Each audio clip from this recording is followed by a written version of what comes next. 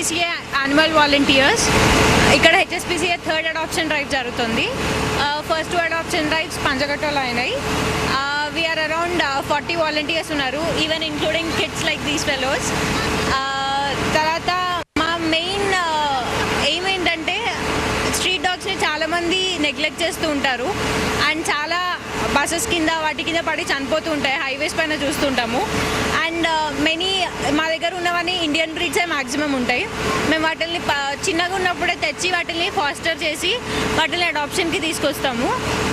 So we encourage only Indian breeds. మాకు pre adoption process ఉంటుంది, post adoption process ఉంటుంది. Pre adoption ప్రాసెస్లో మేము ఇవి ఉట్టిగానే అడాప్షన్కి ఇచ్చాము.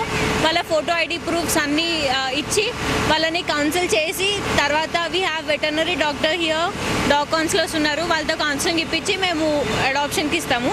తర్వాత పోస్ట్ అడాప్షన్ మా వాలంటీర్స్ వెళ్ళి వాళ్ళ ఇంట్లో చెక్ చేస్తారు, పప్పీస్ కంఫర్టబుల్ ఉన్నాయా లేవా, ఎలా పెంచుతున్నారు అన్నీ చేస్తాము.